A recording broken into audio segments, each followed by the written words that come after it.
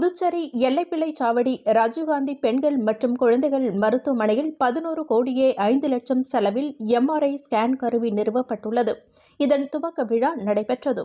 இதில் ஆளுநர் கைலாஷ்நாதன் கலந்து கொண்டு எம்ஆர்ஐ ஸ்கேன் இயந்திரத்தை துவக்கி வைத்தார். முதலமைச்சர் ரங்கசாமி தலைமை தாங்கினார். சட்டமன்ற உறுப்பினர் KSP ரமேஷ், மாவட்ட ஆட்சியர் குலோத்துங்கன், சுகாதாரத்துறை இயக்குநர் ரவிச்சந்திரன் ஆகியோர் முன்னிலை வகித்தனர். பெண்கள் மற்றும் குழந்தைகள் மருத்துவமனை மருத்துவ கண்காணிப்பாளர் ஐயப்பன், உள்ளிருப்பு மருத்துவ அதிகாரி ரொசாரியா, மக்கள் தொடர்பு அதிகாரி குரு பிரசாத் உட்பட பலர் கலந்து கொண்டனர். இந்த கருவி மூலம் மூளை, உடல் உறுப்புகள், திசுக்கள் ஆகியவற்றில் உட்பகுதி பற்றிய தகவல்கள், உள் உறுப்புகளில் ஏற்படும் நோய்களை உடனுக்குடன் கண்டறிந்து சிகிச்சை மேற்கொள்ள முடியும். தொடர்ந்து ஆளுநர் பேசுகையில், புதுச்சேரியில் சின்னஞ்சிறிய மாநிலமாக இருந்தாலும் இந்தியாவிலேயே 9 மருத்துவக் கல்லூரிகளை கொண்டிருக்கின்றது.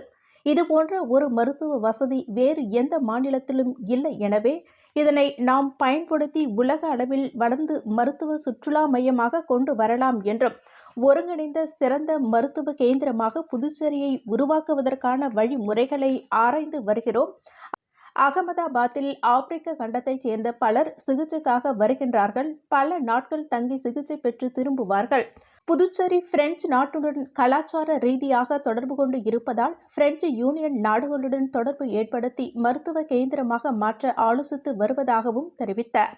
மேலும் அதற்கு ஏற்ப மருத்துவமனைகளை உருவாக்க வேண்டும், அதற்கேற்ப நீங்கள் பணியாற்ற வேண்டும் என ஆளுநர் கைலாஷ்நாதன் கூறினார். தொடர்ந்து மருத்துவமனையில் என்ன வசதிகள் உள்ளது, மேலும் என்னென்ன தேவைகள் உள்ளது என மருத்துவர்களிடம் துணைநிலை ஆளுநர் கைலாஷ்நாதன் கேட்டறிந்தார்.